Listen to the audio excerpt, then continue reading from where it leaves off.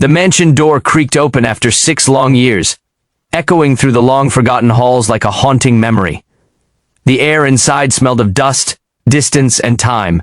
The millionaire paused for a moment at the entrance, looking around at the place that once held his laughter, his dreams, and his little girl's giggles. Everything looked the same, yet felt painfully different. He had built empires, signed million-dollar deals, and stood on the covers of business magazines. But at that moment, all his power and wealth couldn't silence the ache in his heart. He had come back, not as a man of success, but as a father seeking forgiveness. He had missed her birthday, her first school day, her first lost tooth, all because he told himself he was working for her future. But what kind of future was it, he wondered, if he wasn't even a part of her present? He walked deeper inside, his polished shoes tapping gently against the marble floor, each step heavier than the last. The mansion was strangely quiet. The lights were dim, the walls empty, and the air cold. He called softly, "Lily?" His voice echoed through the empty corridors. No answer. He called again, louder this time, "Lily, sweetheart, Daddy's home." Still, only silence. A flicker of unease crossed his face. He had sent a message to the caretaker a week ago, saying he was coming back to surprise her. Why wasn't anyone here to welcome him? He placed his briefcase down and followed the faint sounds coming from the kitchen. A soft clinking noise. Something metallic, mixed with small sniffles that made his heart race. He stepped into the kitchen doorway and froze. His breath caught in his throat. His world stopped spinning for a moment.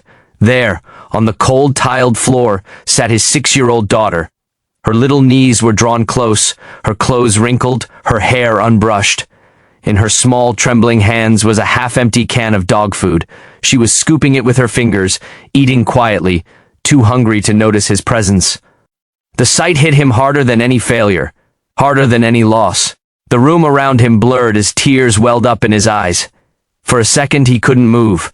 His mind screamed in disbelief. This can't be real, but the sound of her soft chewing made it heartbreakingly true. He dropped his briefcase, the loud thud making her jump. She looked up, her big innocent eyes widening in surprise. "Daddy?" she said softly, her voice weak but filled with something he hadn't heard in years. Hope. The millionaire felt his knees go weak as he rushed to her side. He knelt on the cold floor, gently taking the can away from her trembling hands. What are you eating, sweetheart?" he asked, his voice breaking as tears streamed down his face. She looked down shyly, whispering, "I was hungry. The fridge was empty and I thought this was okay. I'm sorry, Daddy." The words stabbed through his heart like knives. He pulled her into his arms, holding her tightly as if afraid she would disappear.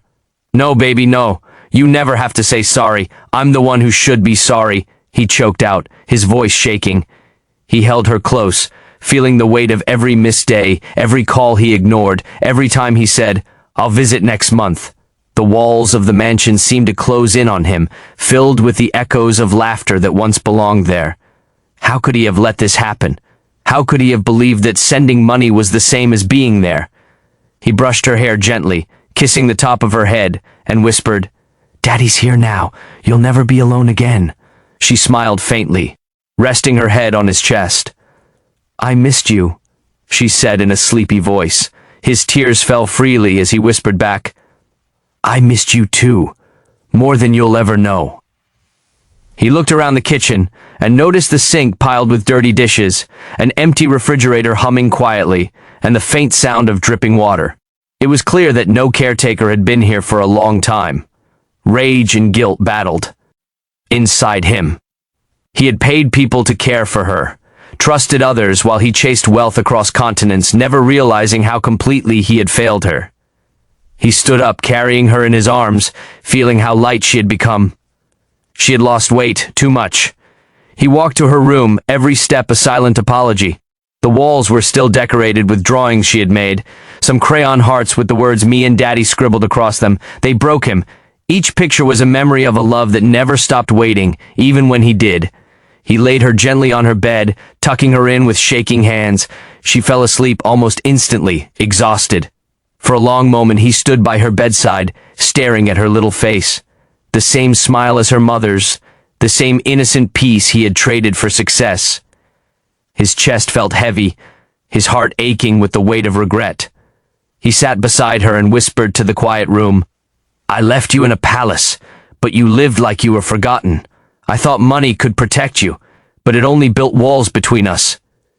His tears fell silently onto the bedsheet. That night, he didn't go to his luxurious master bedroom.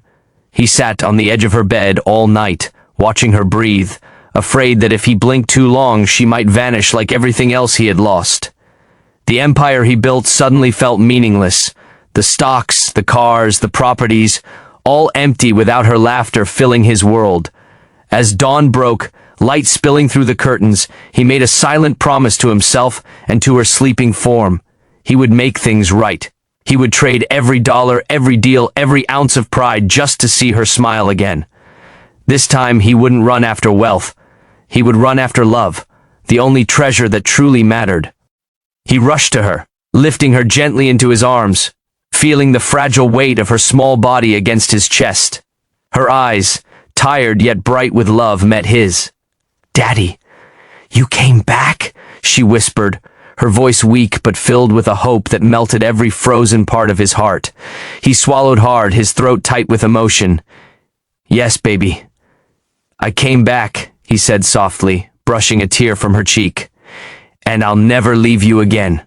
Her lips curved into a faint smile before she rested her head against his shoulder, her tiny arms wrapping around his neck.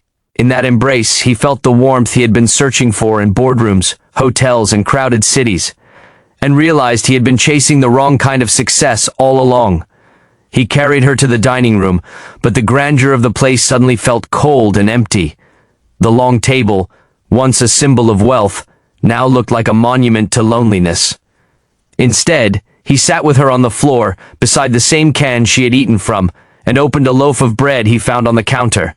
Together they shared a simple meal, bread and water, and somehow it tasted richer than any five-star feast he had ever known. As he watched her eat and laugh softly at his silly jokes, he felt something break open inside him.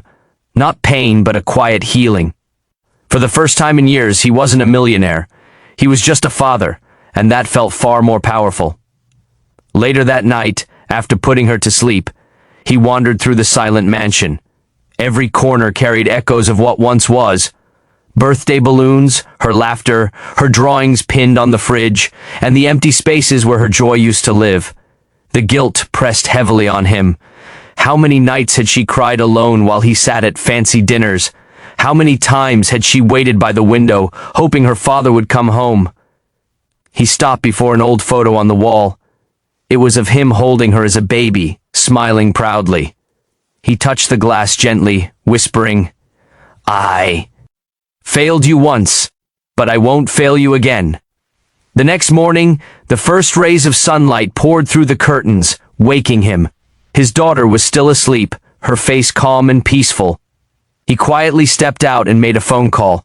Within hours, his assistant arrived, surprised to see his boss, a man once known for his ruthless business focus, standing barefoot in the garden, looking lost yet strangely calm. "Sell everything," the millionaire said simply. "Everything?" the assistant asked in disbelief. "Yes, the cars, the yacht, the penthouse, all of it.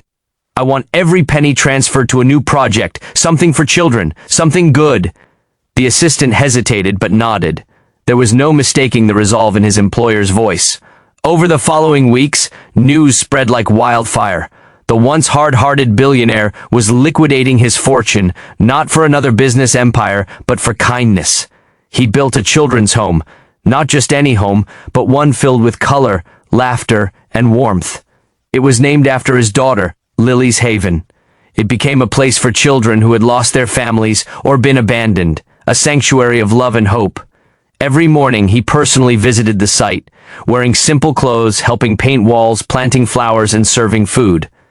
The workers were shocked to see a man once known for commanding from glass offices now working with his hands, smiling, sweating, and laughing like one of them. Each day when he returned home, his daughter greeted him with open arms. She helped him pack small toys and clothes for the children at the home. Together, they'd visit and play with the kids, painting pictures, building swings, and sharing snacks. Slowly, her laughter returned, pure, unguarded, and full of life. and in her joy he found redemption. He realized that real wealth wasn't measured in bank accounts or luxury.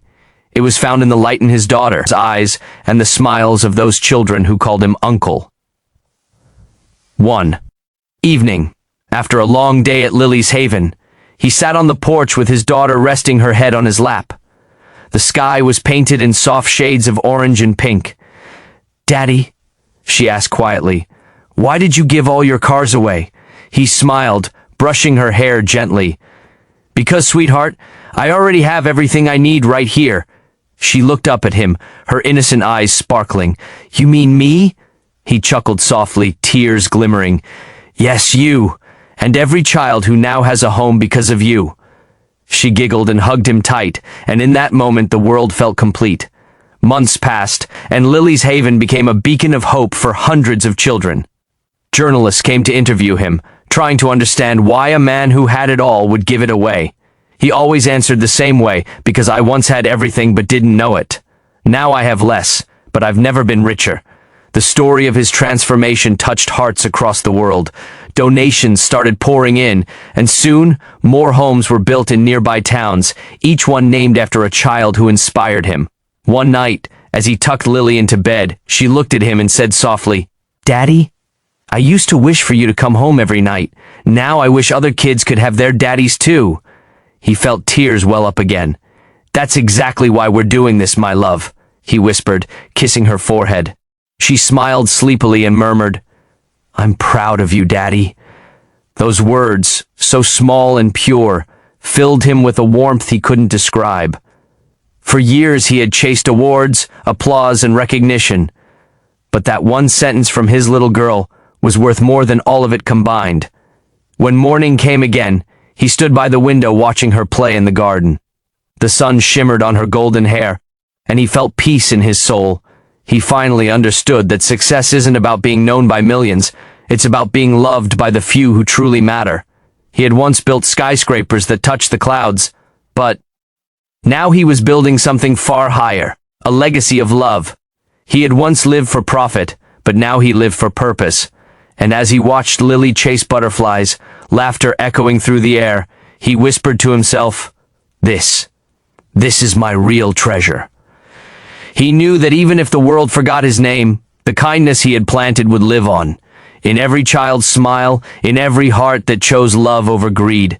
He no longer needed mansions or millions, because the richest man in the world was now the one sitting on the grass, holding his daughter close, knowing he had finally come home. Not just to his house, but to his heart.